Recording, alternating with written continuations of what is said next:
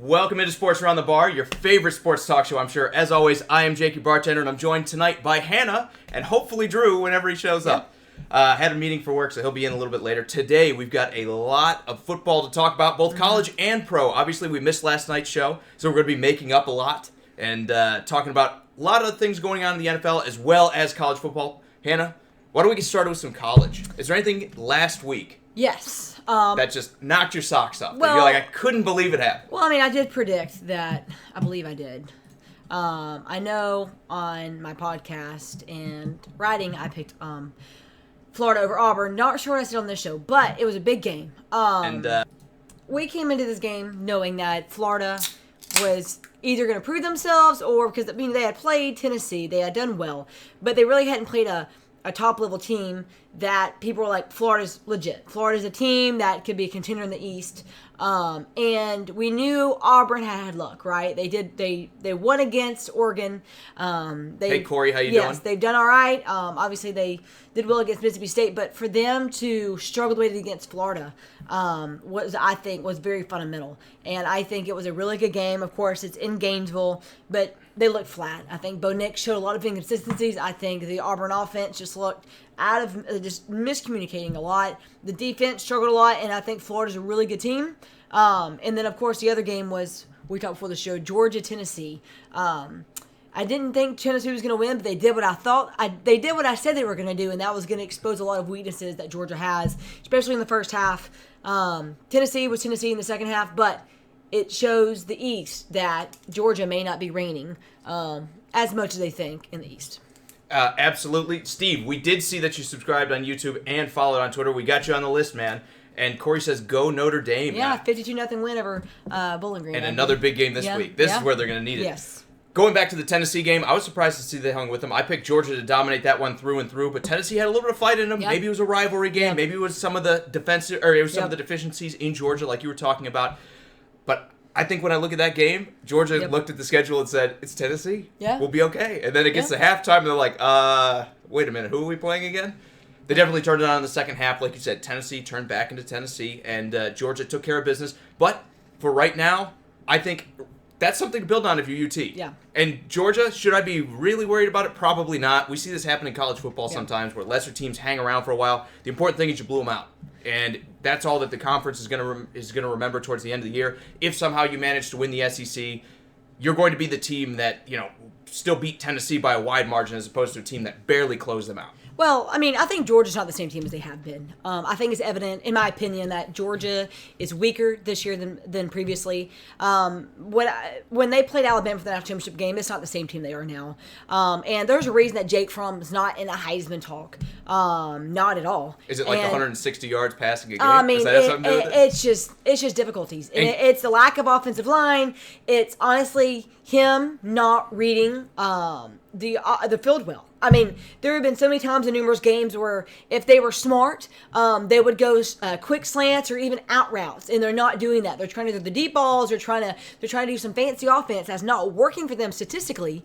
And until Kirby Smart analyzes the offense well and says, you know what, until he's smart, really, pun intended, then they're going to struggle. And to me, I think Georgia may not be the top dog in the East. If Florida can somehow miraculously beat LSU, it's going to be a completely different talk. We'll get to this game in a minute, but if LSU loses to Florida at home, we're going to be talking about Florida being a team that has the potential to make the playoff. Hey, Chris, you did not miss your opportunity. You see this chair right here? Drew's going to be sitting in a couple minutes. He had to do something for work, but he will be here with us soon to talk about that great Chiefs game on Sunday night, man. You guys did not miss your chance to brag about it. Steven, I know you're licking your chops waiting to get a shot at Drew, too.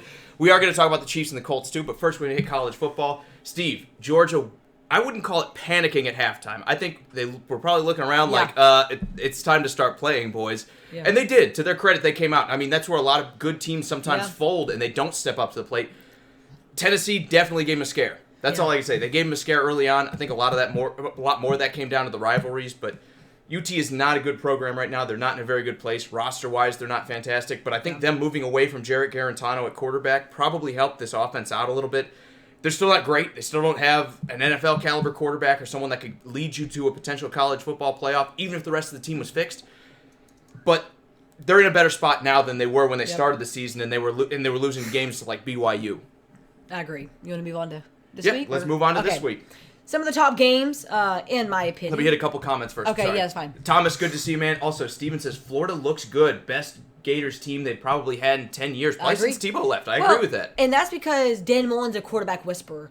And he didn't get enough credit that at Mississippi State because they didn't have the offensive line at Mississippi State they have at Florida. And when you have a coach like Dan Mullen who works well with quarterbacks and has a solid offensive line, that's what happens. And this happened with a quarterback who has not even started a game since middle school. He didn't even start a game in high school. He has been a backup quarterback since 7th grade. So when you have that caliber of a team, this is what happens. And I think if Dak Prescott would have been at Alabama or a team with a strong offensive line, he would have had a chance to win the Heisman. The reason he didn't, because he was getting sacked so much because the offensive line couldn't control the line of scrimmage at all. So I agree. This is a really dominant Tennessee team, and it's not just offensively. We're talking about a defense who could honestly, if they play Alabama's going to have to start doing some quick slants against that team because they're a really dominant defense. But yes, I agree. Florida has looked stronger this year than I've seen them in forever. And Steve wants to know, has the Mahomes Magic Crunch passed its expiration date? Drew says it's still good, but I'm going to let you go ahead and try the first bite, man. I don't think I would eat it. August 11th of next year. August 11th. 20? That's I would eat have at that. It, Steve. It's all How yours, long has man. it been here? I don't know, actually. Probably longer than me. I mean, I'm an expiration date freak, so if it says it's good, I'd eat it. Absolutely. And Corey wants to know, how are the Mizzou Tigers doing this year? Well, let's just say it's not like it was when they first moved into the SEC. I think they're starting to kind of lose out on some recruits because everyone can see the talent gap between them and a lot of the rest of them. But it's, again, what are your expectations? That's my biggest question. What is your expectations for Missouri in an SEC conference that might be the best one in football still, even though the Big Ten's gaining on them? I mean, they're in the easy part of their schedule. I mean, we're just being honest. I mean, when you look at teams in the SEC, Missouri has the easiest schedule for this part. Once they get into November, it's a different story. But looking at their schedule, I mean, they lost to Wyoming, week 1, of course. They came back, beat West Virginia, played some non-conference games, beat South Carolina. Anyone can beat South Carolina at this point. Beat Troy. They have Ole Miss, then they have Vanderbilt, Kentucky. They're gonna win these next 3 games. And once it gets November, they're at Georgia. They're hosting Florida. They're going to be traveling to Tennessee and Arkansas. I mean, I think Missouri loses 2 games this year. I think it's going to be against Florida. It's going to be against Georgia. But Missouri's a good team, but also they're just lucky that they have the schedule they have. Because if they were playing Alabama, Texas A&M, this could be a different story. But they have a really favorable schedule this year. That's what I think. And Steve wants to know, what are Penn State's chances at the playoffs? Well, you're sitting at number 10. You need some losses in front of you if you're rooting for Penn State. Yeah. Do you think a Big Ten championship gets them in? Because I do. I think if they can win, even if, let's say they lose one, if they win the Big Ten championship, I think the way the Pac-12 is down right now, Oklahoma seems like a runaway, Clemson seems like a runaway, and then you're going to have whatever SEC dog gets in there. I think Penn State has pretty good chances. Well, there's always a chance Notre Dame sneaks in as non-conference too. So I wouldn't say it's great, but I think a one-loss Penn State team, as long as that loss is close to a good team and their champion, can sneak into the playoffs. I don't think they can lose a game. I don't. The only game they could lose is if Ohio State's still top 4. But that gets in the whole conversation we've had the last couple of years with the playoff is Penn State and Ohio State. And I think if they drop a close one to Iowa this week, if it's a ranked team, I don't know if it's Iowa. It's got to be a good loss. I don't think Iowa's a good enough team for them to be like, okay, they lost to Iowa, it's okay. Now, maybe Michigan. Well, hold on. Ohio State does this every year. Well, Ohio State does this every year, where they say, they dropped one to, any team. But Take your pick in the Big Ten. When you do it. I don't think. Because statistically, this is just a random statistic, by the way. If you lose a game in November, let's just talk about the SEC. If you lose a game in October, you have a chance. If you lose a game in November, you're done. No, I agree with that. I think I agree with that. When you look at Penn State, they can't lose to Iowa. This is a good road game. They need to win this. If they win out, we're going to be talking about a team who has a really good shot of being in the playoff, no doubt. But I think they have to be Michigan. They have to be Iowa. They could lose to Ohio State. But honestly, this is the best thing to do is just win out. If you're Penn State, you're ranked 10. You need to win out to, I think, even have a chance to get in the top 4. Chris wants to know, what about Notre Dame? Do they get in? Even more of an interesting question, because they're ranked number 9 right now, and they don't have a conference like other people do. Penn State has an excuse. They're eventually going to have to. When you don't play good teams in your conference, you can say that's just my conference not being strong. And when that happens, you get that excuse of we had no choice but to play them. Well, Notre Dame doesn't get that because they schedule everybody. They have no conference. Well, I mean, they're not. I mean, let's just look at their schedule for the heck of it, right? I mean, they lost their toughest game of the year. And that was, of course, to Georgia. They lost that game. Was it a close game? Yeah. But they showed so many inaccuracies in that game that it was just concerning if you're a Notre Dame fan. They came back, of course, beat Virginia, who's a top 20 team, who, honestly, we're going to talk about this game this week. I think Virginia's going to lose this game. But they beat Bowling Green. They're hosting USC, a team that's not the same USC that we've seen the last few years. Then they're on the road to Michigan, Virginia Tech, Duke, Navy, Boston College, and Stanford. I mean, out of all those games, one of those teams are playing ranked. That's kind of what Andrew says. He says the Irish need schedule help. Yeah, I mean... But here's the problem. All those ranked teams are off playing in their own conference. There's only so many teams that have open weeks in week 7, 8, 9 right now, because most of these college teams are playing in their own conference. Yeah. This is the problem with being without one, like Notre Dame is, because you can't go schedule number 6 in the nation because they're off beating up on somebody that they don't deserve to play because they happen to both be in the ACC or they happen to both be in the SEC or the Big 10, Big 12, take your pick. So their hands are almost tied. I understand what you're saying. You want to see them play tougher opponents. Yeah. If that's going to happen, it's got to happen at the beginning of the season, and when those teams drop off, well, I don't even we talk about them not being very good anymore. I think, well, that's when you usually have the freest point in time for your schedule. Yes, I understand, but that's also when you're healthier, and that's when you're healthiest most of the time. And so I like to see teams who schedule tough opponents middle into the year, because that's when it's the brunt. I don't know if you remember this, but I think it was 3-4 years ago. It was when Jim Fisher was still at Florida State. They were decent. Jim McElwain's team got beat up. I mean, I think he had 6 of his starters injured that game against Florida State, then had to travel the next week to Georgia to get destroyed by Alabama in the SEC Championship. But it proves that at the end of the year, that's when you're weaker. That's when and that's when you really prove yourself. If you're a Notre Dame team and you can play at Ohio State or a Michigan, even I'll even give you Michigan in November. You may want to, but you don't get the chance to, because Michigan and Ohio State are going to say, "I get to play Ohio State at the end of the year." Or if it's the SEC, you're saying, "I have to play LSU and Notre Alabama." Notre Dame's never going to get in the way they have their schedule. They're not, because it worked last year. And what happened last year? Well, they got but that.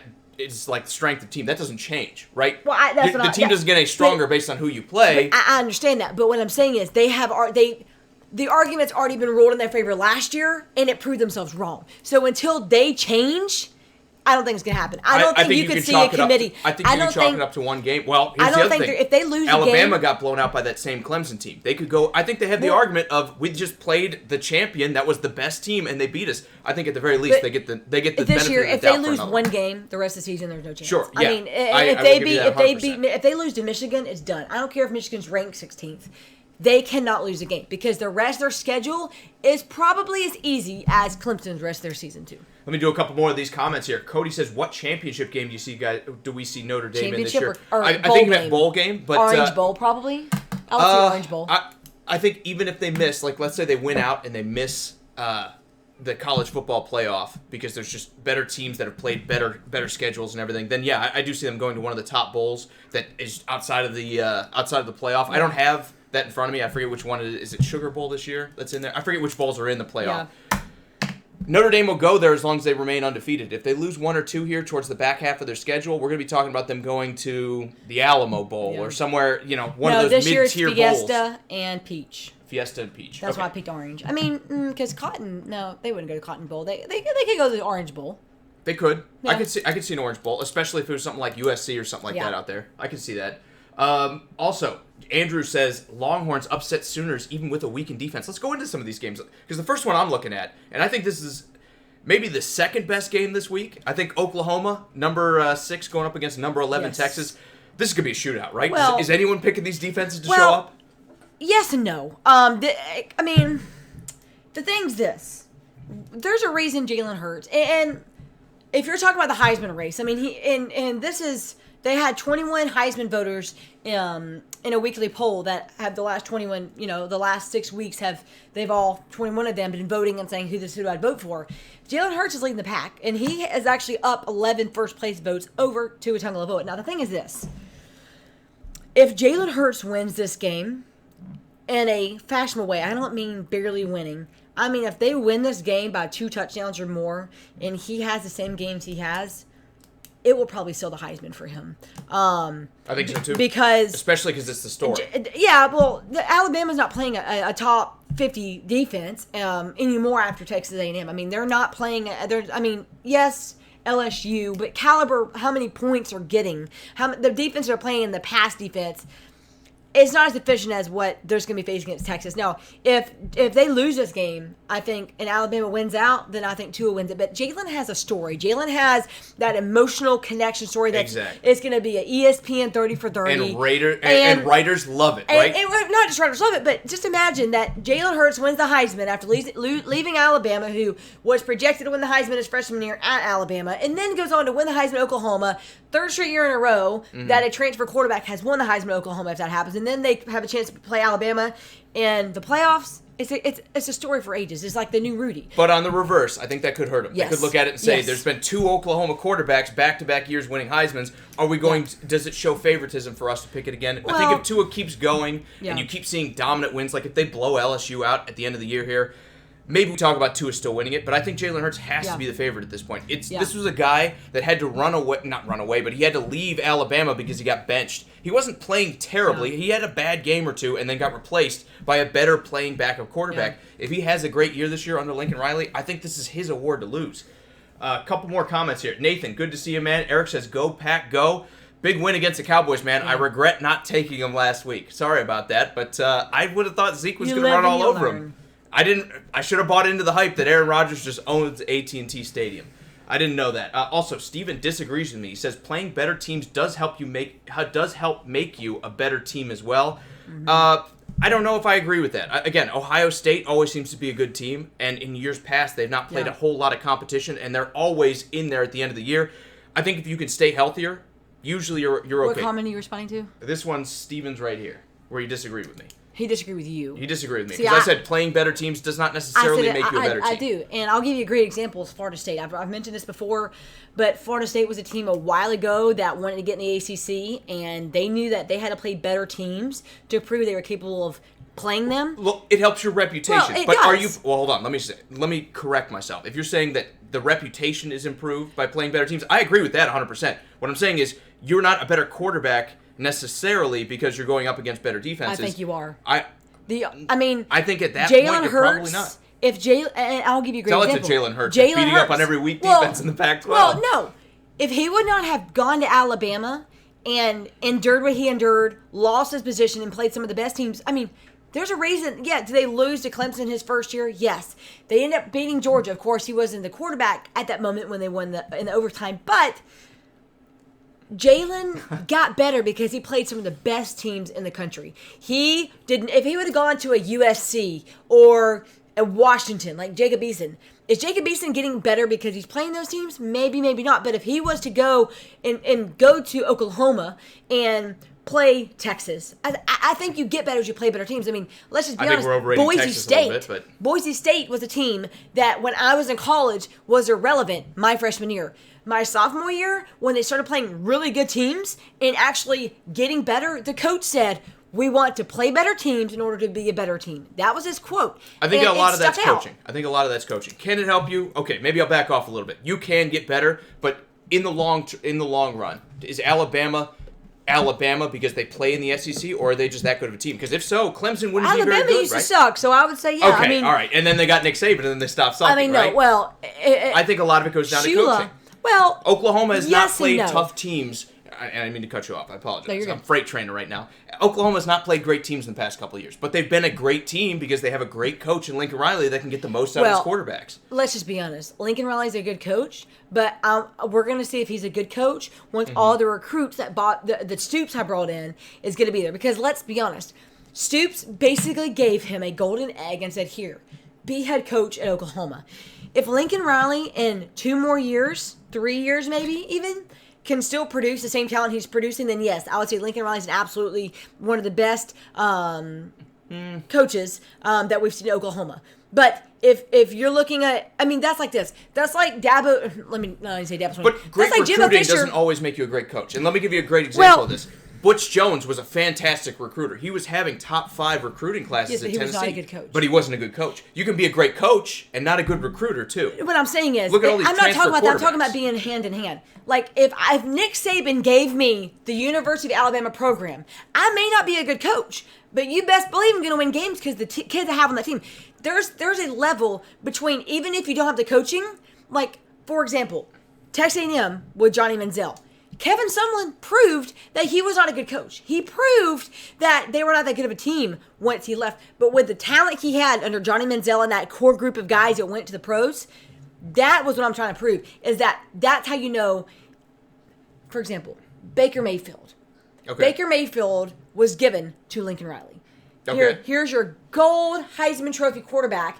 Was he a Heisman Trophy quarterback without Lincoln Riley and the Big 12 defenses? I don't think so. I do. Again, I do. If Lincoln Riley wouldn't have been there, then I mean, because they're just some God-given athletes. And so I'm not saying all of them are like that. I'm not saying all of it's like that. I'm saying circumstantially. And I think Jalen Hurts might be one of those guys. A guy who can run and throw. Now he's in a conference with weaker defenses than the SEC had. I think that's what we're seeing. I really do. We got to talk about some of these games because we do need to move on to something else. But go ahead and finish your point. I'm going to reload. No, you're good. No, you reload. I'll break down some of these games so we can, I guess, move through these.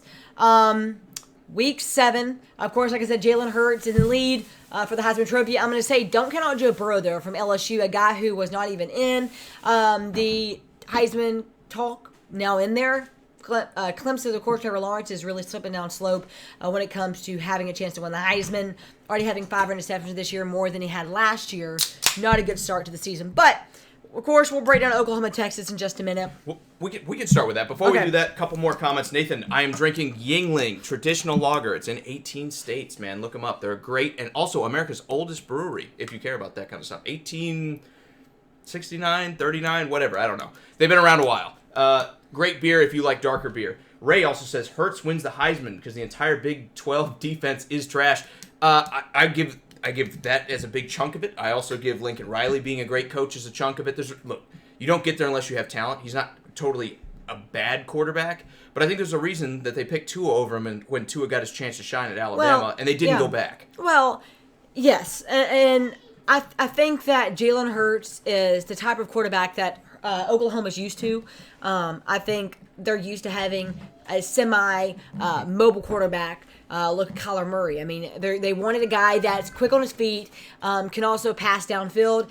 Tua Tagovailoa is just an American quarterback, you'd call it, like the All-American, the guy that you would have seen 5-10 years ago instantly win the Heisman.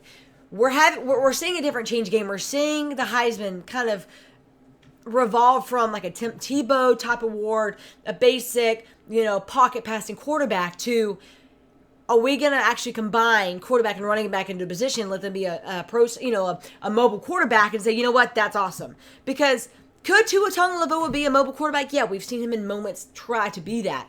But statistically, you have to be impressed with Tua Tagovailoa. I mean, the kid's not throwing an interception this year. He's had incredible passes. And why did Jalen Hurts have a better QBR? Yeah, because they're not playing tough defenses. When Alabama's putting up numbers against the teams they're playing. To be fair, though, Alabama has not played a tough team yet. Well, yes and no. What's their best win? South Carolina? No. And again, South Carolina is still in the SEC. They're not the worst team in college football.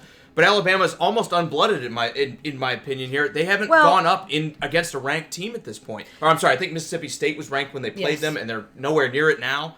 So again, they have not had a lot of tough games. So I don't know that it's entirely fair to say Oklahoma's beating up these teams when Alabama hasn't exactly been playing LSU and Florida and Tennessee when they're good, and they haven't had the same schedule that Alabama has had in years past. So I'm with you. They're still probably playing a tougher set than Oklahoma is, or tougher defenses than Oklahoma is, but it's not far gone in a way that I can say, oh, this is night and day. We need to talk about Tua over Jalen Hurts winning the Heisman because the competition is just that much different. All right, moving on. Alabama, Texas A&M. Going to be a big game for Alabama on the road in College Station against Jimbo Fisher. That's always a big rival there, of course, with the history of Nick Saban. Alabama will come out on top. Clemson, Florida State. I mean, this is going to be an interesting game because I think a lot of people, especially after Clemson moving down to number 2, not really sure how they're going to respond. Has Florida State been a great team? No. They lost to Boise State earlier in the season, lost to Virginia, who's a top 20 team. But, I mean, it would be interesting to see if Florida, because North Carolina, I actually said that that was going to be a really big game, North Carolina-Clemson, and everyone thought I was dumb. But there's a reason for that, and that's because Mac Brown knew what to do to expose Clemson. And I wouldn't be surprised if Florida State did the same thing. I will give you credit. You've been all in on UNC since Mac Brown's been there. I have. You have been. You because said they were going to beat South Carolina. Well, that is a guy, you said they were going to hang with that Clemson. is a coach that is the right coach to bring into a program like UNC to restore it. Maybe not to the caliber they had been before, but UNC... not all ever really going to be a football school. Maybe one day, but they're a basketball program. So you have to bring in a guy who has hype, who has history, who's going to help recruiting, and that's what Mac Brown's done. Mac Brown has kind of regenerated a program who has actually put up some numbers, and if they would have beat Clemson, I'll say this, I'm still mad they went for 2.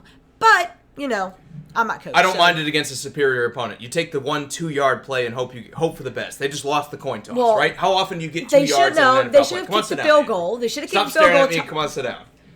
They should have kicked the field goal, tied the game, and then, try an onside kick or whatever. I don't care. You should just tie the game. All right, let's just move on. Steve is also saying Alabama 56-10. That's a good.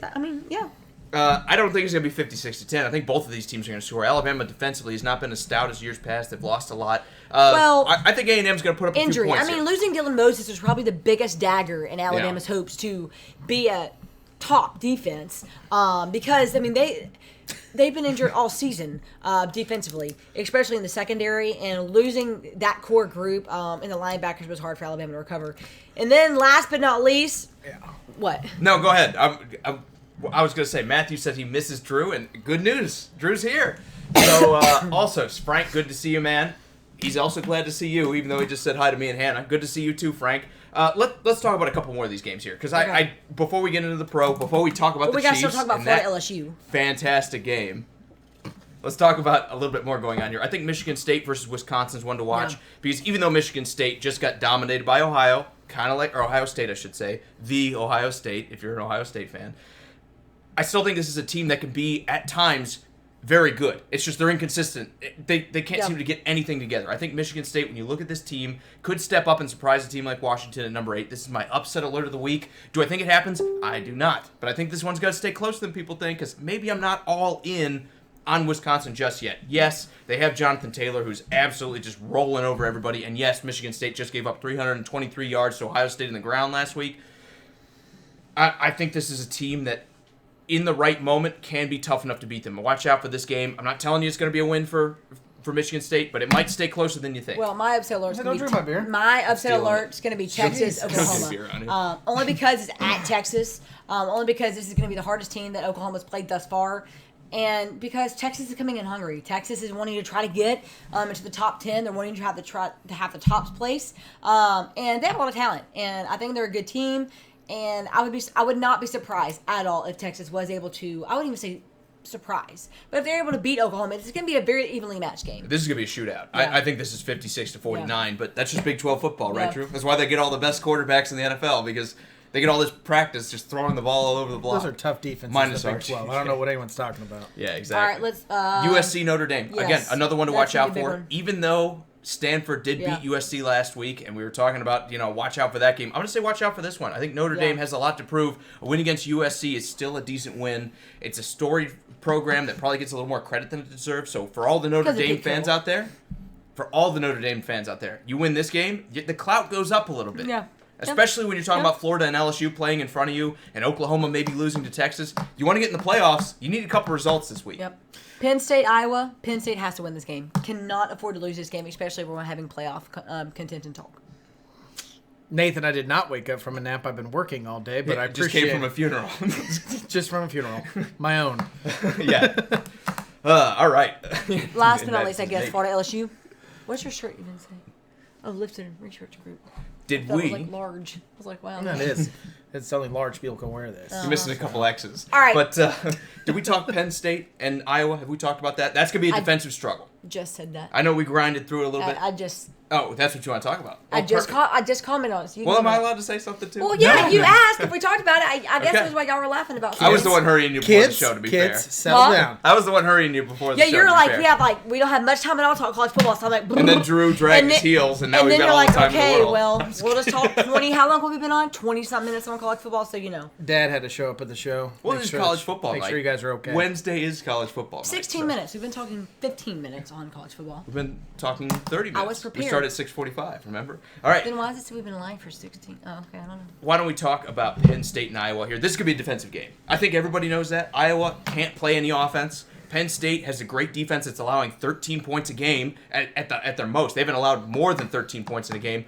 This is going to be like 12-6, yeah. 17-10. I think this is a low-scoring game, which you don't see in college very often. But I think this is a game that, again, Iowa might upset Penn State. This is going to be about who's more careful with the football, in my opinion. Well, I mean, I sure hope so. And if you're Iowa, you want to win this game because Ohio there's a lot of history here, I think, with this matchup because of how Iowa's been in previous years. Being able to be the team Iowa, even Iowa State, to beat these teams kind of crush their hopes of making it to the playoff.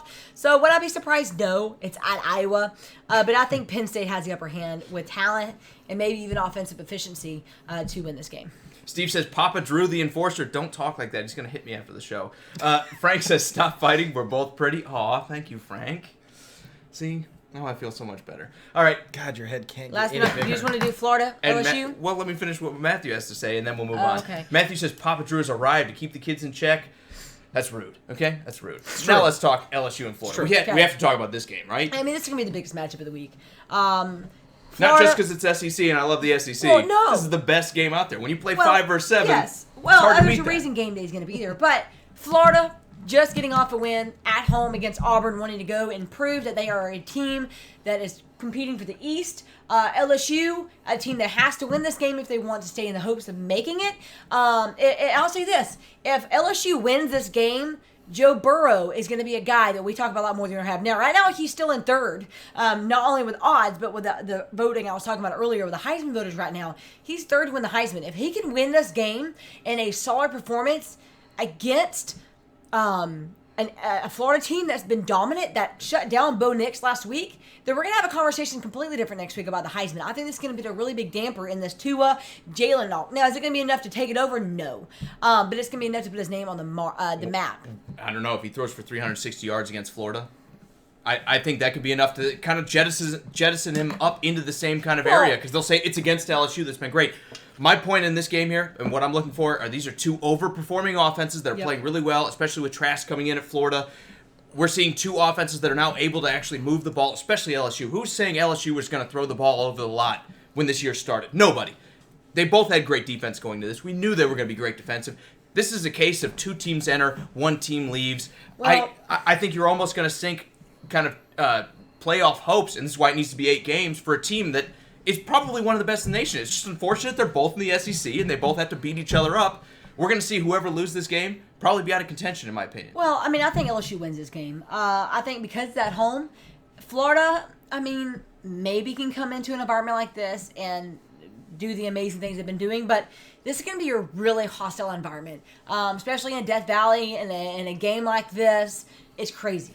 Alabama's done well in these environments. Not many other teams have done well over time against LSU in their home stadium.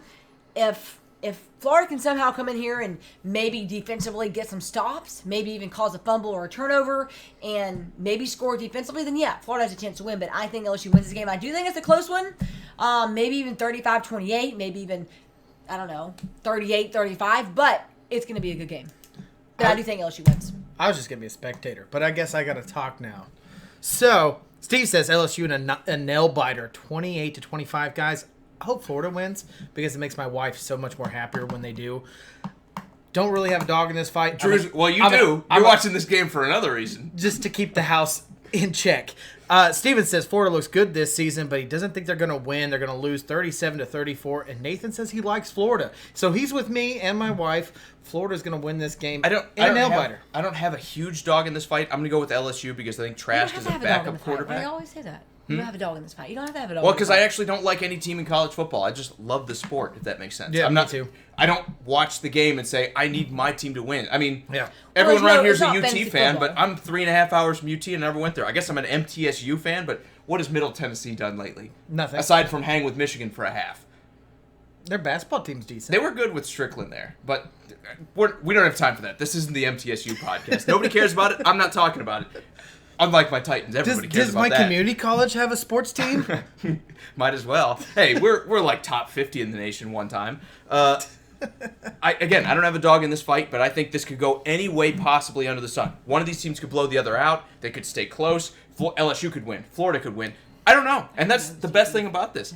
I think when you look at this game, I'm going to put my money on LSU if I'm betting, because I think Kyle Trask coming in as a backup and not having as much experience as a starter in this kind of environment on the road at LSU, having to play this kind of competition, I'm going to say they come up a little short. I mean, he's still a little knocked up a little bit from this game. So, I mean, it's going to be interesting to see what happens, how healthy he is coming to this game. But, I mean, we've seen him go down, and, I mean, he's going to go down with LSU because they're going to blitz him. They're gonna do whatever they can to stop the passing game. And if Florida can somehow get a running game started and maybe somehow get it efficiently, then maybe Florida has a chance. But I think LSU's dominant enough on both sides of the ball to get a win. I also think we're going to learn more about Trask if he plays in this game. Yeah. I think we're going to see if Florida can rely on him going forward or whether it's time to go recruit a new quarterback. Yep. All right, Drew. I flipped the note. Well, Steven says Air Force. Yes, man. I don't know if you guys ever have a chance. If you ever have a chance to go to an Armed Forces game, doesn't matter if it's Navy, Army, Air Force, do it. It is a different kind of football game to be at. Totally worth going there and supporting anybody who's playing. If you guys got a chance, go do it. Worth your time. Absolutely. I flipped the notebook. Oh, my God. Now we have to talk about the Chiefs. I will sign out That's perfectly fine. because I did college football, and then y'all can do. And we're done talking NFL? college football. Yeah, now we we are. need to talk about the Chiefs and Yeah, how we are. bad they are. You don't have to leave. No, it's fine. I mean, I know I smell, but I mean, you don't you can. smell. But I you did. could I didn't know. It's fine. You smell a little bit. I do have a 3-hour drive home. I won't fart as much as I do when it's just me and him. I appreciate that more than you know. And Matthew's saying Army-Navy game, baby. Woo! Yeah. Well, another I think one. Air Force Totally. plays Navy this week, actually. I didn't talk about it. Was it this week or was that last week? I think it was it was last this week.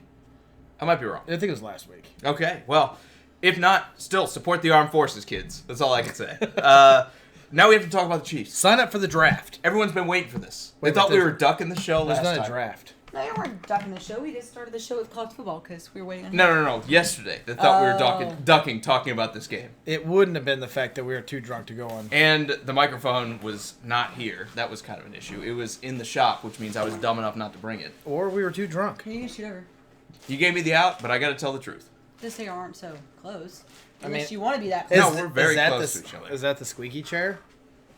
Probably. All right, we got to stay on What's track. this? Is this how we're gonna do the show, How is just it like squeaky this? chair? We'll I just don't know. lean I on was each messing other. around. All right, bye guys. I'll be back Thanks. next Absolutely. Wednesday. Yeah. Thank you. Good to see you. You too. Well, I mean, it's kind of like I don't have any dogs in the NFL fight. There you go.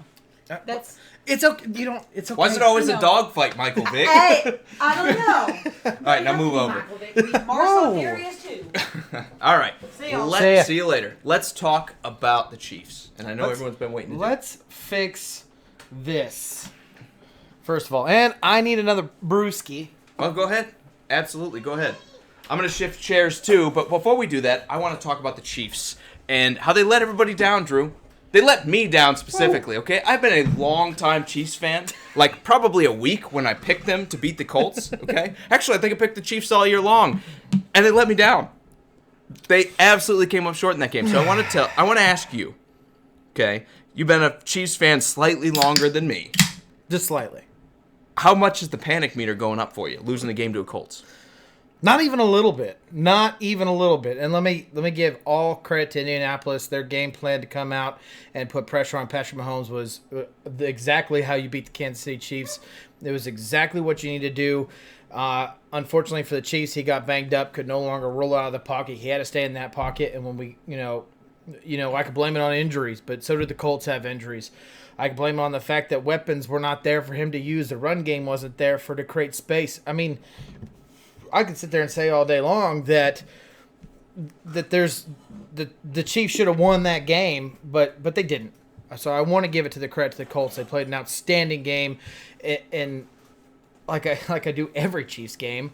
Even when I was on this show, I had the game going. I literally watch every single play, and the Colts are a good defense. There's no doubt about it. And if Jacoby Brissett can keep playing the way he's playing and Matt keep running the ball the way he's running the ball, there should be almost no limits to this Colts team.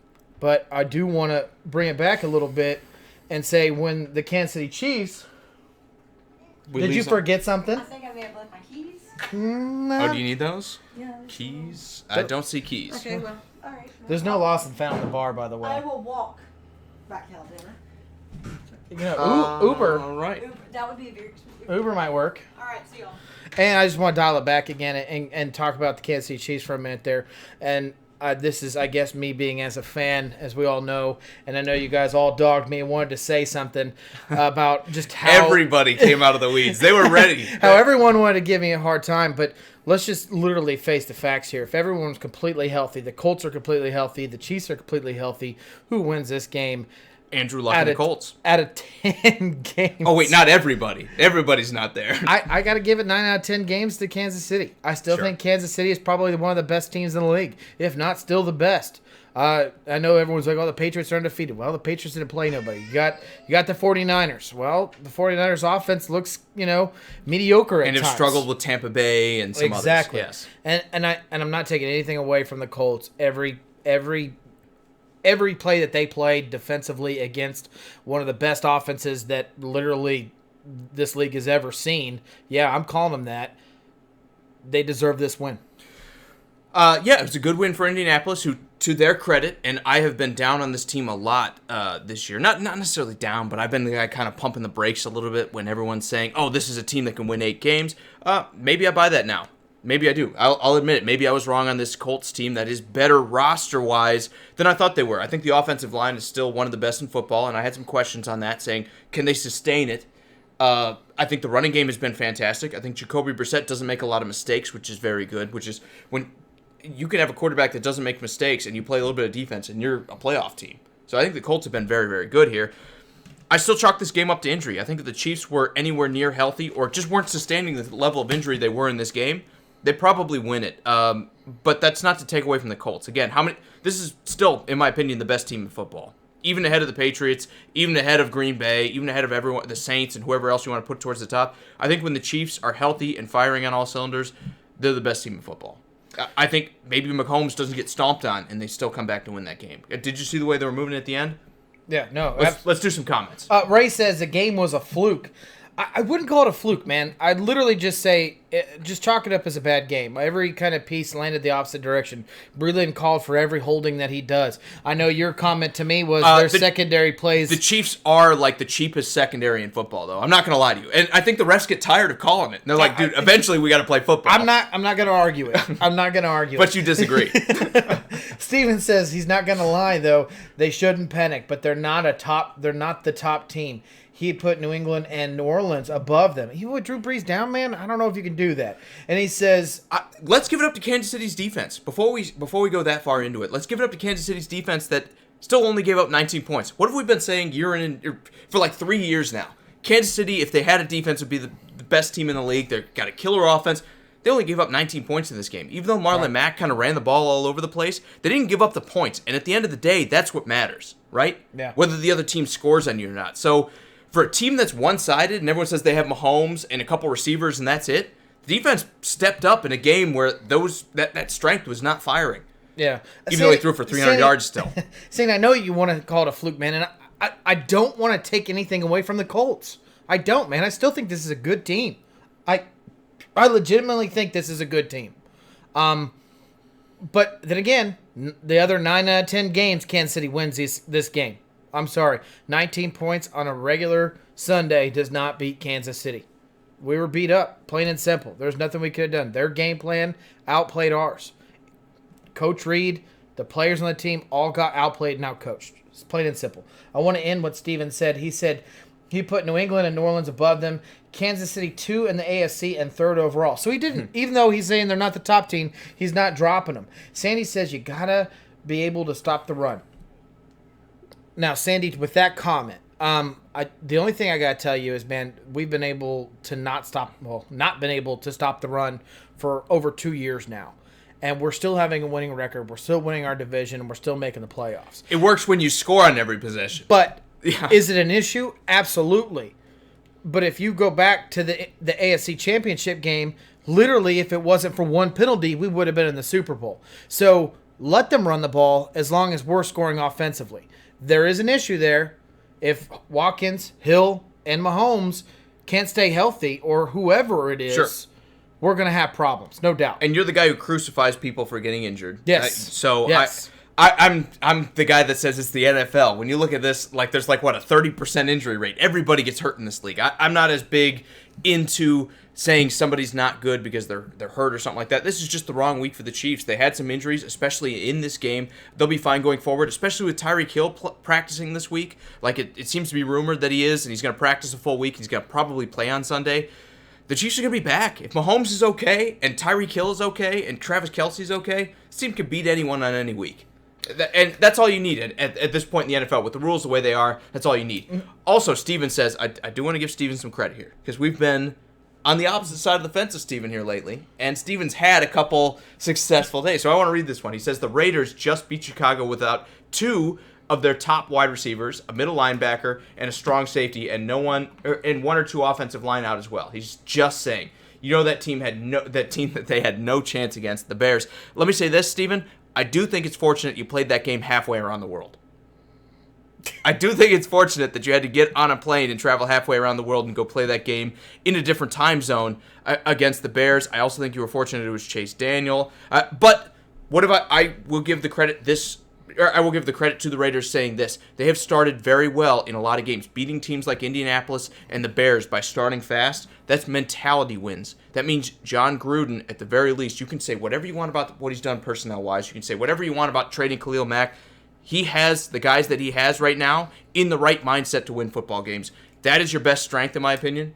I don't think the Raiders are the best roster in football, but they might be in the best place mentally in football in the league right now, where teams like the Chargers and the Chiefs and the Titans I just don't show up every week. Yeah. Well, I think you put the Raiders into that category. I'm sorry. Except maybe the Vikings game. Is there a game that they haven't showed up for? I mean, they showed up for the Broncos, and we were kind of like, who are these guys? They showed up for the Bears. They showed up for Indy. They had a bad game against the Vikings that, to be fair, probably roster-wise is better. They don't show up. Okay. But historically doesn't matter when you've got a coach that's been there 2 years, right?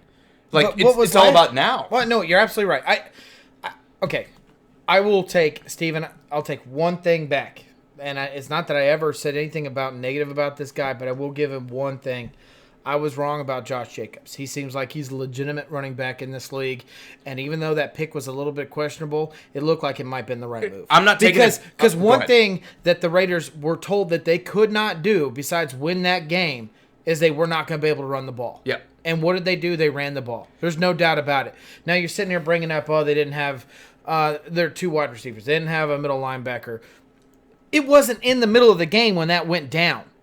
Just saying. You get to prepare for it. It wasn't in the middle of that game. So when you're sitting there throwing your whole offensive line out, you're throwing your whole defensive line out, you're throwing your number one wide receiver out, and your middle linebacker out in the middle of the game, it changes everything because you didn't practice that way. And I know you're going to sit there and say, well, these guys still get some reps. It's a huge difference between first-team reps and second-team reps, but the way they have this contract set up for the union for the players in this union and what it used to be like two-a-days. It's not like that anymore. These guys get minimal time. You almost never practice in pads anymore either. Exactly. And it's only, 7? You're wearing shorts and a T-shirt. It's, 16 padded practices during the league. It's something like that. It's you get essentially one a week. Yeah. Literally, it's like one a week. Yeah. So. And the players said they wanted that, but now the players are getting hurt more. Right. And I think that contributes. I guess my thing is the Raiders won that game, rightfully so, but I think it's kind of the same platform where it goes, play that game in Chicago, play that game next week. I don't know if that happens week in and week out. Or more than that, make that game week 16, and the Bears need this to get in. I think the Bears overlooked the Raiders. The Raiders got up to that hot start. The Bears caught up, and to the Raiders' credit, they didn't give up. Right. I think that's also incredibly important. That's why I'm saying it's a mentality win. No, because a lot of teams, when you're up 17 and then they score 21 on you, That's usually it, right? You don't come back to score, and they did it. I think being halfway around the world again helped. I think the Bears going into this thinking they were probably going to win this game, kind of like everyone was saying, me included, probably hurt them mentality-wise. The Raiders came in as the little dog that had something to prove, and that has a lot of power to it, especially in the NFL where we're talking about the difference between these teams being incredibly small. Yeah. Yeah. All right, couple more comments and then we'll move on, Drew. Steven also says New England's defense is nasty. That Brady and Belichick are the reason why he ranks them at number 1. And yes, no Breeze at 3-0 without him. He's coming back soon. The Saints are a good roster. We've known that. I'll give Teddy Bridgewater credit. I said they have to float with him. Last week he looked like a legit starter. The other 2 weeks, not so much. I think they did well to beat the Rams with Teddy Bridgewater. Beyond that, I don't think Teddy Bridgewater's the guy that gets you there. I think, again, it depends how long Drew Brees actually sits out. The Saints are a good roster regardless, so they just have to get to the playoffs. They can beat anybody. As for New England's defense, the only thing I'll say is take it with a grain of salt. I don't think their front seven is amazing. I think their secondary is very, very good, led by Stephon Gilmore, and they got the McCourties. They've got a lot of players back there. Front seven-wise, I don't think they're that good. Remember, they've played Washington, Miami, Buffalo, and the Jets. I'm forgetting who their 5th game was, but... Redskins? I said Washington. Oh, did you? There's one more in there. Those are, like, outside of Buffalo, that's 4-1. It's still not a great team. Those are 3 of the weakest teams in football. So, I'm not ready to crown the Patriots just yet. Tom Brady hasn't looked good doing it. They've had games against Miami and Washington where they had very slow starts, and that's why when we talk about Thursday Night Football, my key for the Giants is going to be start fast. Take a page out of the Raiders book and go put 17 points up on the Patriots in the beginning of the game and see what happens. So Sandy says, what do you think the Patriots are going to do to you if you play them this year without a D and that run game?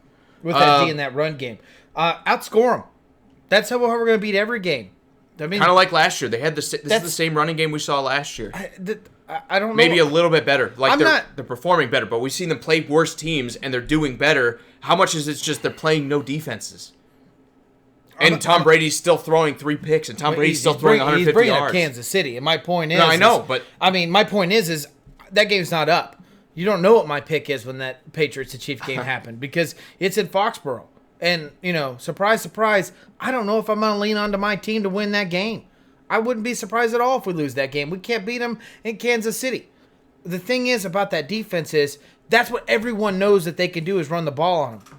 But no one's seemed to be able to figure out how to beat them consistently, though they're running the ball. If someone was going to do it, it'd be the Ravens, right? We'd be talking about the Ravens running the ball and beating the Chiefs, but even in that game, they came up short. So I'm going to say don't panic on the Chiefs. That's my biggest takeaway from that game. I do want to talk 49ers-Browns, but I want to hit a couple more of these comments, and we'll get into that. Ray says the Packers are going to win the NFC North.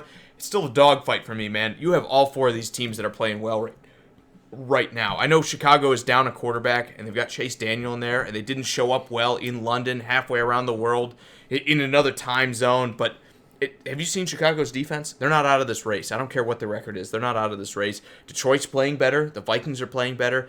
I like the Packers. I've said since that I've seen that defense this year that this team looks like the team to beat in the NFC North. But I'm not ready to crown them just yet. I would feel good about where my team is, but unfortunately, your division, kind of like the AFC South, when the tide rises, all these teams seem to be good all at once. You've got so much competition. I can't even pick a winner right now.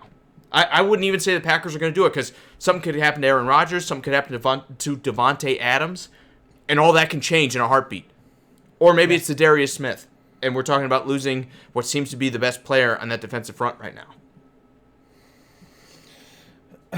Yeah, I just there's so many comments and it's great, guys. It's overwhelming. Let me do Steve's because again I want to talk about this. Steve, I don't know if you saw me lament the Titans in Buffalo game. I didn't mean to cut you off.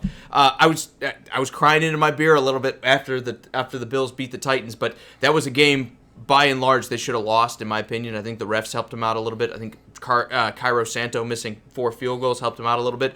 The Bills to me are still one of those teams that even though they play really tough with that great defense, I don't see them getting very far. It's kind of like when you went to the playoffs with Tyrod Taylor. You had a great defense that year, too. You weren't able to score enough points, and then you played a team like Jacksonville, and you wind up bouncing out in the first round. I think they're still going to probably make it with the AFC being this far down, but we need to see Josh Allen take a step forward in the next 12 games if you're going to make an impact in the playoffs. Chris, I'm glad you're back. No, there's no tears. It was a good game. Credit to you, Chris. I know you're a Colts fan, but you hung it. with it beforehand, so credit to you, man. I'll admit, I wasn't picking them. And it's not because I was a Titans fan. I haven't picked anyone against Kansas City this year. Nathan says Bridgewater's good enough for now until Drew Brees gets back. He says call him crazy, but he hates Thursday Night Football. You're crazy. So do the players. I would say, yeah, you're crazy because anytime there's more football, it's better for us. They make millions, they'll get over it. He says as they die on the field. They'll get over it. Steve says, hey, now the Buffalo has a top 5 defense. Yeah, they do, but they have, right? Realistically, they should have the best defense. If you talk about hold on. Chicago. If you talk about what they've done on the field and who they lost to, I would almost want to perspective by the eye, I would say that the Bills probably had the best defense. Chicago has lost to teams lesser than them. The Patriots have not played anyone that significantly has a great offense. And the only loss the Bills have is to a superior team than them, right? I mean, so if you're talking about a defense across the board, maybe the 49ers is the only one that might match up to the Bills by looking at a team. Let me say this. Throw stats out of the water. Throw record out of the water. That's what I would look at. I'm still going Chicago's defense. And I think the Bills are a great defense. They're top 5, like you said. But the Titans have had a top 5 defense for like 3 years now. And we're 9-7 and not winning games because the offense doesn't get the job done. Jacksonville has had a top defense in years past. I know they didn't last year, but the past couple of years they've had a great defense, and they've come up short because Blake Bortles is the quarterback. I kind of think Buffalo's in the same scenario, and I'm not poking fun at your team, man. If they find an offense, like maybe Frank Gore rejuvenates and gets this running game to where he's rushing for 100 yards and he's getting 22 carries a game, I just don't think Frank Gore can handle the load to be that kind of guy, and I don't think Josh Allen's a good enough quarterback to go out and beat a team when he has to. You almost have, I don't know how to describe it. You're a defensive team that's great, but you have a quarterback that's probably not quite good enough. Is he better than someone like Marcus Mariota or Blake Bortles? Yeah, I agree with that. But do I think you're going to win in these tough games when you go and play Green Bay, or you go and play the Saints, or you go and play Kansas City or the Patriots with a guy like Josh Allen? I don't think so. The defense can only do so much. Eventually, you're going to have to score in the NFL. I don't think the Bills are there. All right, man, we got to move on to the next game. Even though Steven says Drew has picked the Raiders to lose every game so far, please keep doing it. It makes it so much better when I think I took him against the Vikings, and beyond that, I think I've messed up. So I'm not that much. I'm 0-5 on Raiders picks too. So maybe I did. I have no idea. I don't pick it because I hate the Raiders. I don't pick the Broncos to lose because I hate the Broncos. I look at the game and I go, they should lose this game. Let's talk about the Browns and the 49ers. Let's talk about Baker Mayfield. What about him? I don't even want to talk about the handshake yet. We'll talk about that when we're done talking about the game. But I want to talk about how ugly of a game this is. It was ugly. This is supposed to be after we saw them beat the Ravens, and everyone's like, oh, they beat the Ravens. They beat a team that looks like it's going to the playoffs. Cleveland's back. We didn't fall into the trap. We took the 49ers. Yeah. And I'll say this. This is why you keep a guy like Greg Williams, because you need some of these mentality wins. And right now, is there a team with a worse mentality than Cleveland? I mean, I see them always in the media, always talking shit. I'm not going to curb myself, Drew. I got to be honest here. They're always out there talking shit, whether it's Baker Mayfield, whether it's Odell Beckham, whether it's Myles Garrett talking about hitting quarterbacks and stuff. Nobody backs down on this team, and normally you like to see that when you're winning, but when you're losing games, and they're still picking fights, and they're still talking, and they're still running their mouths. That's not what I want to see. This is where your coach needs to step in and be like, hey, guys, shut up. We're 2-3, right? Time to step up to the plate and show everyone we're good, not just talk about us being good. They don't have that leadership, not a coach. This is why you keep Greg Williams around, because regardless of what you think of Greg Williams, I think he should have been kicked out of the NFL for the rest of his career after the Saints debacle, because he was the defensive coordinator that was putting the bounties on guys' heads. He still would have this team in much better shape than they are right now. Yeah, Steven says Baker's trash. Matthew's, like I said, see you, Matthew. Steven also says he's about as cocky as you get for someone that's not any good. Justin says the Browns' offense is just bad. It's bad. And Nathan says the Browns are paper champions. Paper Tigers, baby. Let One thing that I do want to put out there, and I know everyone's going to sit there and say that I favor Baker Mayfield, whatever, but this guy still hasn't even started a whole season. But he has started more games than Jimmy Garoppolo. Interesting fact. I'm glad that you have that great old stat line there for me. But this guy is still very young in his career. He has not been in the NFL very long. He is still learning the ropes regardless of what it is. And now he has a rookie head coach who is still trying to learn the ropes as well. This is not a scenario that you want someone that is cocky. You kind of do want that strong-armed Greg Williams kind of coach that's going to sit there and tell the young kid to shut up and play the game first. Or like we said from the very beginning, before the season even started, we said the number one issue is going to be with Freddie Kitchens. Regardless of what he calls on offensive or what he does during the game, we're more worried about how he brings all these egos into a group and make them a family and make them play for each other. I don't want to sit there and say that's all the Browns' woes and worries, because it's not. First of all, this offensive line that the Browns have put together is atrocious. This team does not seem to be able to protect Baker Mayfield and not give him enough time to allow these weapons to get open. And when it seems like they finally do have a little bit of a nick, injury woes hit them. So that's pretty much any NFL team. But then again, when you sit there and look at the young coach, you look at the young quarterback, that's when it's really hard for them to overcome these differences. But I'm not going to sit there and say that the Browns are any better than what their record is. They're not. This Browns team has a lot of things to fix before it can get better. I do want to mention one more thing is everyone sit there, a few years back and crowned the Philadelphia Eagles as the next big reigning champion on paper, and it didn't come to fruition. This is kind of the same scenario, but what I do like about the Browns team is that they're young and their contracts keep them all there into the next future. This team, it could, and just kind of like the Raiders, can build into a great team in the future. And Chris says Baker Mayfield is regressing in his opinion. I agree. I think when you're looking the way he's throwing, I think it's a focus thing. I don't think he's like a worse player where he's making worse decisions. I think it's a focus thing. He's shooting a ton of commercials. People in the media are asking him everything going on. I mean, they were talking about Greg Williams before they played the Jets. He said this about your team. He said that. Blah, blah, blah, blah, blah. Seems like every week there's a Baker Mayfield quote where he's like talking shit about somebody in the media before they play the game. That's how you make money. Well, I don't have a problem with him shooting commercials, but be good is my thing. Well, yeah. Be good. But you know what? When you're shooting 29 Marcus commercials... Mariota wanted to be good. Okay. Jake Locker wanted to be good. How many more of these... Brody Croyle more daggers wanted to be good. Chase Daniel wanted to be good. Tim Couch. Let's talk about Cleveland's quarterbacks. Tim Couch. My point Johnny Manziel. Everyone wants to be good. Fine. My point to this is what these guys have not done, that Baker Mayfield has done, is he has created a different atmosphere for his team.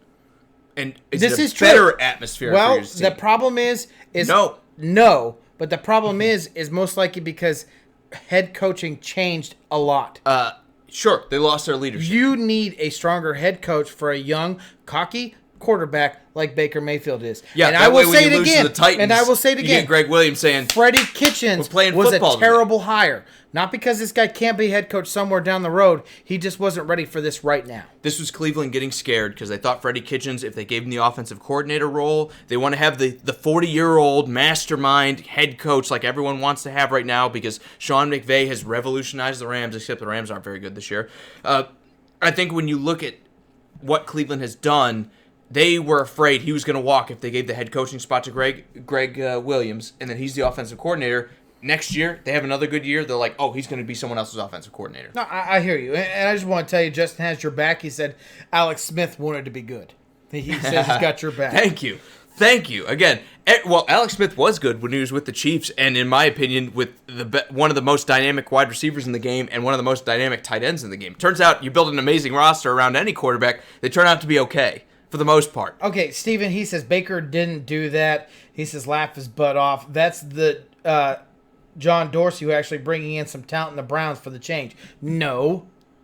John Dorsey had one draft. I don't have those comments. But I like what John Dorsey's done. Yes. But here's the thing. But rookies don't change don't change a mentality of a team in a city. Baker Mayfield. They can when you're a quarterback. But Baker Mayfield, because the position he plays, did do this.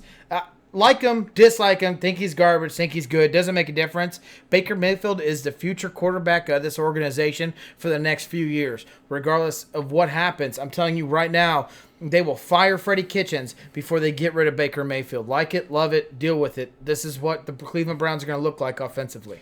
I agree with that. You're not getting rid of him just because you don't throw the baby out with the bathwater, right? Just because you have a struggle, you can't be like, oh, well, quarterback's trash. Let's go draft another one. Can't do that. But this is the best roster Cleveland's had in 20 years since they've left to be the Ravens almost. I mean, this is the most complete they've been. Even though defensively they're struggling right now, they have players. They got Myles Garrett. They've got a couple corners that even though they're banged up, and Denzel Ward and Greedy Williams, they've got guys. They've got linebackers. They have Sheldon Richardson on there, and they're still not performing. I think this is all about mentality. In the NFL, mentality is huge. They fired Greg Williams and brought in a ton of inexperience, a ton of new faces, and how often does that work well in any organization? Whether it's your job, whether it's something else, how often can an organization get rid of everyone with experience, bring in a bunch of new guys, regardless of how talented they are, and expect things to just, be fine and dandy because they have a little bit of talent? No, mentality and experience do play into effect, and I think that's where the Browns are suffering here. Now I want to talk about the 49ers. Okay, one more comment. Okay, sure. Let's keep talking Browns. Comment. Let's keep talking Browns. One more comment. Well, actually, two more, because Cody said there's no... 12 more. Why there's not? no head-down, hard-nosed football player on the Browns. And you know how you get that? You keep Greg Williams, who is Mr. I will cut somebody's throat, as your head coach, and you keep Freddie Kitchens as your offensive coordinator with the understanding of, hey, couple years, when this team's rolling, it'll be your spot to take. Yeah, you need to get that handshake deal behind closed doors that don't leave us like LaFleur did out of the Titans to go to Green Bay. Stick with us, and we'll reward you, son. And Cody, that kind of goes against what Steven says. It's the general manager that has created this atmosphere change. Well, he got rid of some of those hard-nosed players, so I don't know if I completely agree with one side or the other. It's just the comments kind of controversy each other there. Justin says, you got Odell Beckham throwing a pass or passes each game instead of catching them. You have Odell Beckham running from the backfield when you have a pretty good back and Chubb. It's like they're trying too many gimmicks. I'll tell you why. Go ahead. Because they want the ball in the playmaker's hands. And while you're struggling and you can't get something out of Baker Mayfield, I know you got Chubb, but guess what teams do when they run the ball consistently over and over again? If they get passed on, they lose the game. They got to be able to change something up where it makes teams kind of question about what they're doing. And when you pay a man as much as they pay Odell Beckham Jr., and literally he is, and what it costs to acquire him, and he literally is the best player on that offense, regardless if he's performing or not. You put the ball in this guy's hands. Yeah, they're just trying to get creative. I know a lot of people in the mainstream media are panning them for, Odell's throwing, but he's not catching the ball, blah, blah, blah. You just want Odell to be involved in the game. You want to keep him happy. You want to keep him invested in the Cleveland Browns, because we saw what happened when he wasn't invested in the Giants. We saw that team take a turn for the worse. So I think when you look at it, another beer in the fridge if you want it. Odell Beckham and company, if you can't get it to him through the air, I have no problem with him trying end arounds. I have no problem with him throwing the ball a little bit, doing creative stuff to make things happen for this offense. Obviously, it wasn't working. Obviously, they still need some help offensively, but you have to get Odell involved somehow. And I'm okay with it, with getting creative offensively to make that happen.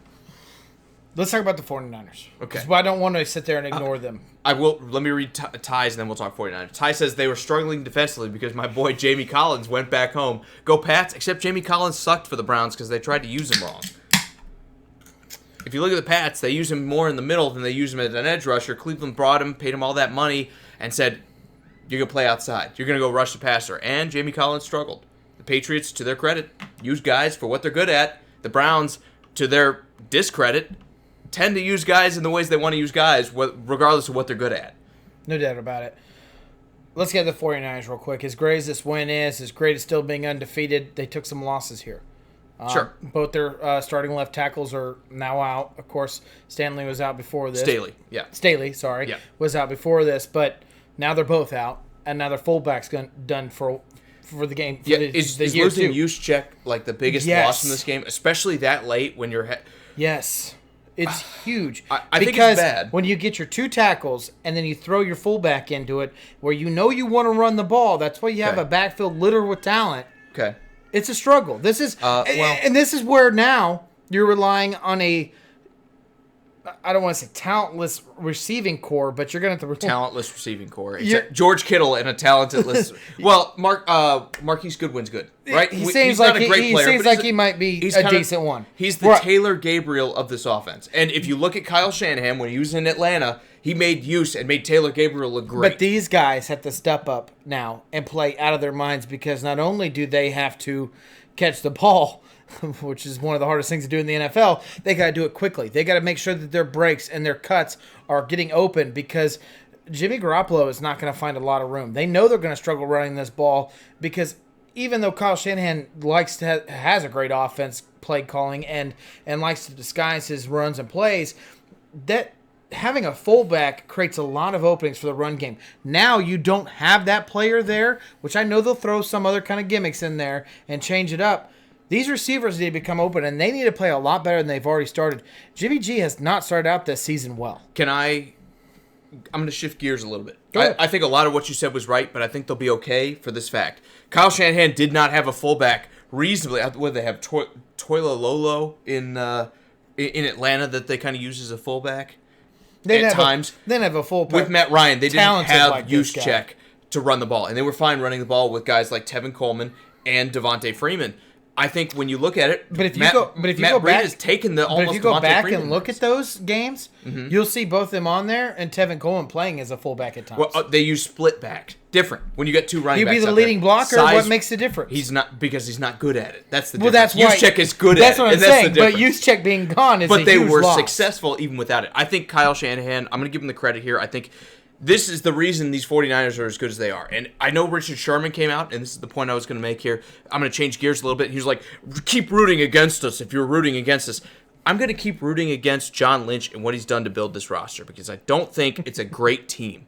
I bagged on Buffalo. I know, Steve, if you're still watching, I bagged on some other teams saying they're not great rosters, but they've got great coaches or they've got a great scheme and they got something good happening for them. You bagged on the 49ers all off season long. Well, yeah, I did because they're not making great additions. But what have I always said about the 49ers? They have an amazing coach. Yeah. They have the guy we're not talking about, Kyle Shanahan, that has the most creative offense minus Sean McVay. We all fell in love with Sean McVay last year, right?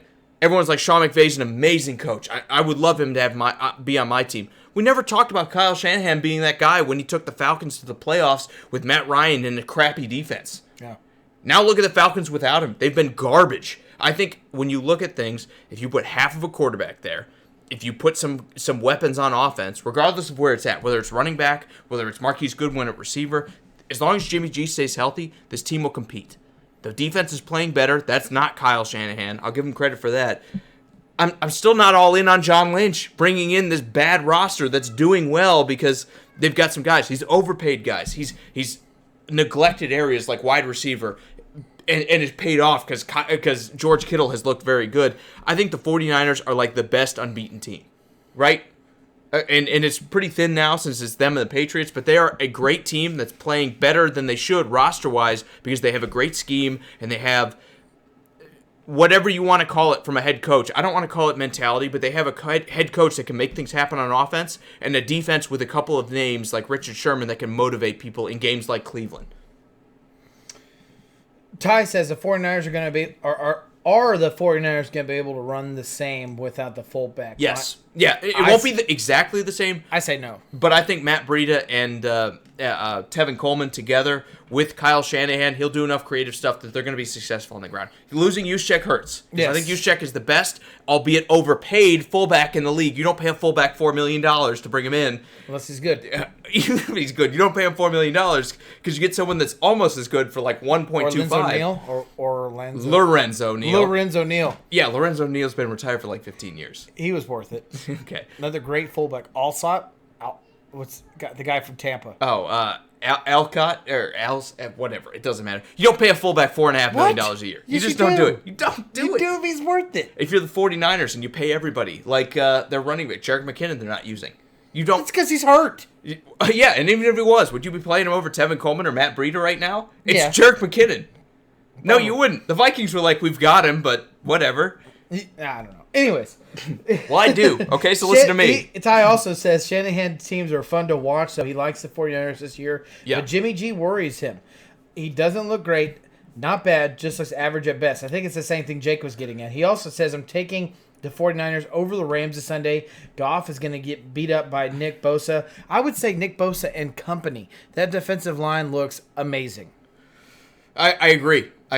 Well, this was, his first sack of the year, and he had 2 of them against Baker Mayfield. He showed up. He wasn't amazing beforehand, but we're talking about a rookie. I'm not. I didn't say he looked amazing. I said the defensive line looks amazing. Yeah, but when you spend like 18 top 5 picks on defensive linemen, eventually you got to be good. It's only 4. And you were the one panicking for it, right? You were saying, don't take Nick Bosa here. You don't like the pick. I still think it was a bad pick. Yeah. But I'll say this. If it works out and he turns into a stud, it's okay to have an identity. I'm with you. Yeah. They need more help in the back half. They need to stop paying everybody under the sun. But the 49ers right now are looking like a good team. No doubt about it. Let's go on to Thursday Night Football. Let's do it. We were going to talk about the coaching hot seat. We're going to kick that off to talk somewhere else. Jay Gruden got fired. I'm, for one, we'll make it real quick. I'm not going to talk about everyone else that might lose their job. Let's just talk Jay Gruden. I think Jay Gruden being fired does not solve things in Washington. I think when you look at Washington, this is a dysfunctional organization with Dan Snyder at the head of it. I don't think he particularly wanted Dwayne Haskins as his quarterback, but he almost had to make it work with a guy that's obviously not ready to start in the NFL right now with the turnovers. I think firing your head coach in the middle of the season is a mistake unless you see it, Ty. Have some amazing deficiency, unless he is making your team worse. I don't love firing a head coach in week 5 because I want my guy to start at quarterback. I don't really have a whole lot to say about this. I don't like when anyone loses their job, especially midseason. It's not like everything went in Jay Gruden's favor. Look at the roster. Let's be honest here. Alex Smith was his quarterback that he wanted to get. That was the guy he went out and got. Now he's injured, still not healthy enough to play. He's sitting there putting Band-Aids over an open wound. This is an issue. And drafting is not a head coach's choice in the Redskins organization. It's Dan Snyder's. It's always been that way. So do I sit there and blame Jay Gruden for every woe and worry that the Redskins have? No, not at all. Do Bill Callahan and what he can create offensively, because really the issue is offensively, does he bring in something different that no one else is doing? I don't think so. I think there's too much questions all across this board, and starting with their left tackle who doesn't want to play in a Redskins uniform again. They're not trading him. They're not releasing him. They're just keeping him there like this is my toy and no one else can play with it even if my toy's broken. It's ridiculous. This team has too many problems, and it starts with Dan Snyder. The thing is, he's not going anywhere. So someone has to be a Dan Snyder guy, and Dan Snyder somehow has to make a miracle decision when he drafts somebody or whatever. I don't want to sit there and say Dwayne Haskins isn't a great quarterback or could not be a great quarterback. I don't know that, but when you don't have a head coach... More compliments on the shirt. Ian's not the first guy to call it out here. When you don't have a head coach that is agreeing with the front office, there's issues there. Dan Snyder's going to have to go out and find someone that agrees on the same level as he does before this organization changes. I'm going to say dig in, Redskins fans, because as long as your owner is making all the decisions, all the creative decisions, and not leaving it to quote-unquote football guys, this is why you hire the guys that spend 90 hours a week working on football so that you don't have to make these decisions and they can make more educated decisions than you can. If there's truth to the rumors that Dwayne Haskins was a Dan Snyder pick and Jay Gruden wanted none of it, it was time to move on. I think this is still a bad beat for a coach that got the best out of Kirk Cousins and made him look like a franchise quarterback, for a guy that has pretty much consistently been playing with a subpar roster, even though he had a little bit of a defense last year, and before that they had an offense with Kirk Cousins and the receivers they had in Garcon and Deshaun Jackson. This has never been a complete team, and he's done the best with a bad situation that I've seen out of a coaching group. Don't love firing a guy week 5. What do you get out of this? You put yourself in a bad situation where I'm going to fall in love with a what do you call it, an interim coach that's not going to go anywhere, and then probably hire him if he does well or fire him if he doesn't. So I'm probably losing a good coordinator that's not ready to be head coach. Or I'm not going to go sign a head coach because I'm like Cleveland and I want my coordinator to turn into a head coach. It's only the only time you do it is when the head coach is the guy holding the team back. Right. And that rarely happens in the NFL. When he is the guy holding the team back, you fire him in the middle of the week and you hire an interim. Or in the middle of the season and you hire an interim. Right now, I don't think Jay Gruden's the guy holding this team back. I think the roster's the team holding the Redskins back. Agreed. All right, let's talk Thursday Night Football. Let's do it. We'll talk more about some of these coaches on the hot seat when it comes up. Obviously, guys like Mike Tomlin, Dan Quinn, Brian Flores, and Mike Vrabel are not out of the woods. But for right now, they're still the coaches of their teams. We'll talk about them more in the weeks coming forward. I don't want to neglect this, but we'll talk about it more coming forward.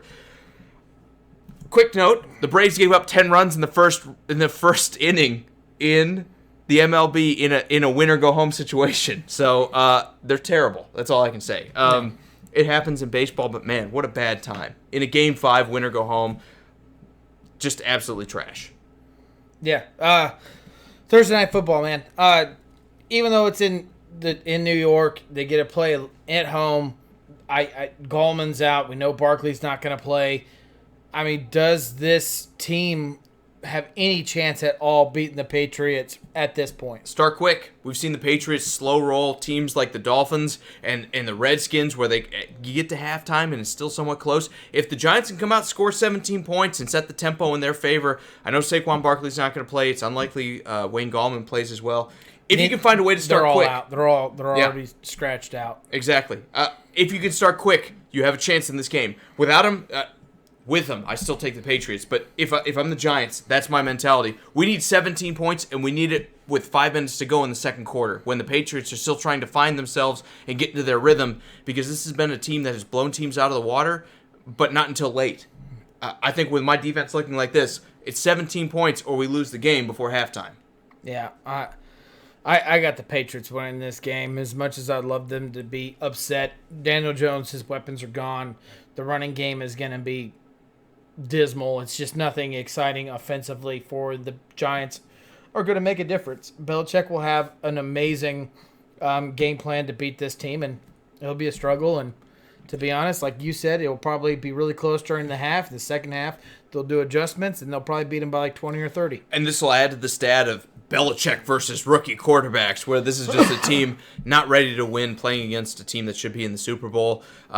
I think the Patriots win it comfortably. I think you think the Patriots win it comfortably, even though I don't have you written down yet.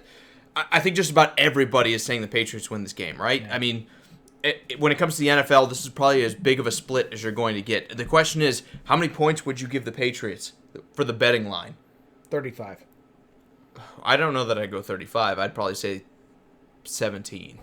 35's high. For the NFL, that's high. It was a joke. It was a joke. That's a little tough, but... yeah, maybe 20. If you're taking the Giants, let us know in the comments. For maybe right 20. Now, 20. You go 20 points.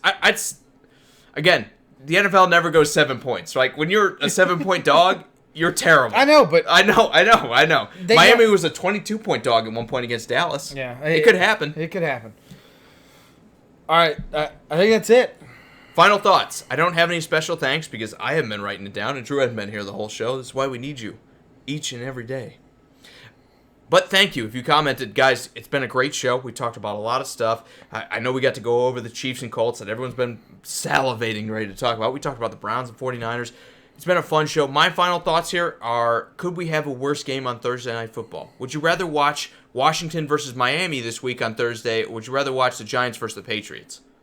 I actually would rather watch Washington. And same here. Yeah. So this might be the worst game possible, and I know they scheduled this stuff way ahead of time. My final thought is I'm going to be probably the only guy that powers through this entire Thursday Night Football game in the history of everything. We're watching it together, so I guess we're going to be powering it together. It's not an exciting game, but I think it's still worth the watch. I'd like to see what Daniel Jones has against, quote-unquote, an elite defense, especially an elite coach. Just don't hold it against him. This is, again, but rookie I'd quarterback. also like to see what Tom Brady looks like, because Tom Brady has not looked good this year. I'm sorry, yeah, he put up some points, but he started out and slow. He's done well in halves, but we haven't seen a full game. I would like to Brady. see a whole game out of Brady, no doubt. What does a whole game look like, though? 56 points? I guess it might. It might. With this Giants defense, that might be the worst in football. That could be 56 points. No doubt about it. Guys, again, thank you all for all the likes, the comments, the shares. I'm sorry I don't have the names. I know Ty's been out there. I know Steve's been out there. Steven's been out there. You're slacking. What? Ian, I've seen Well, I mean, Ian, I was just bringing up Justin. Good Justin. to I see mean, you. there's Cody, Chris, Nathan. Boom, I'm killing the game. Look at Dude, me. you're doing better than I am. All right, Matthew. it's your job. Frank, oh, I got one over you. Guys, thank you Ray, again. you too. Thank you again so much. Sandy, if you didn't say that one. Thank you again for all the likes, comments, shares. It means the world to us. It's the reason why we do this week in and week out with you. Of course, we appreciate Hannah. She's great. She has all the college knowledge that we wish we had. This guy wishes he had half of what she knew. I'm just kidding. It means the world for us for you guys to be here. Yeah, absolutely. We will be back on Friday to talk about all the NFL action as well as what happens in this Giants-Patriots game. Don't ask me to dwell on it unless the Giants win it. But we'll be back to talk about everything else going on with probably your team when they play on Sunday. We'll talk about all of that. We'll maybe lead up into Sunday Night Football. Yeah, see, it's Friday. Exactly. We'll be back on Friday to talk NFL with you guys. So for Sports Around the Bar, I am Jake, your bartender. This is Drew. Thank you so much for sticking with us. We will see you then. And that was Hannah. See ya.